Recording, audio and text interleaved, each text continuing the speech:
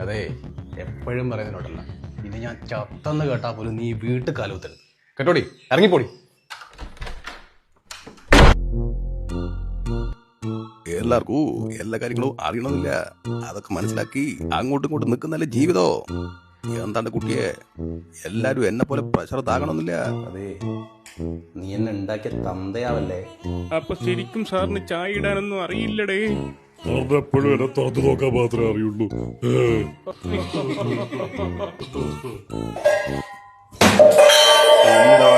എണ്ണം മുണ്ടിയത് എല്ലാത്തിനെയും വലിച്ചാൻ പുറത്തറിയും.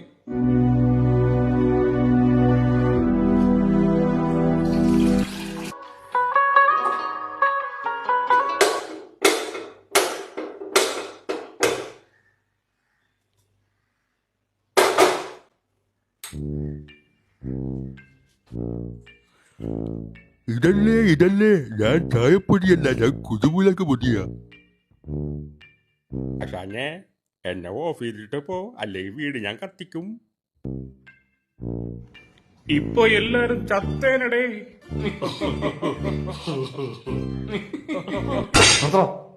നിന്റെയൊക്കെ അസുഖം എന്താ നിനക്കറിയാം. അവളുടെ തൊടലും തലടലും ഒക്കെ കിട്ടിയാൽ സുഖിച്ചിരിക്കുക. അതാ നീയൊക്കെ അവളുടെ side.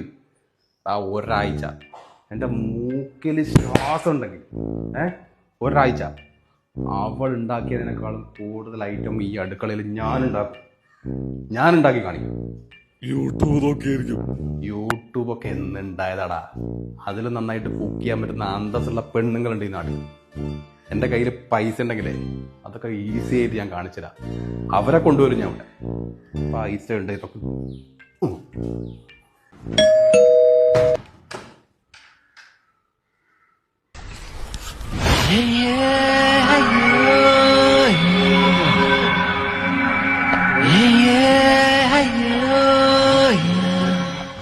Hi.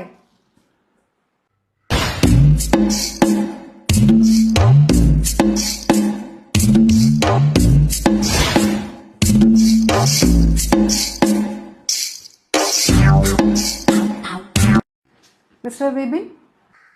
Yes. May I? Please.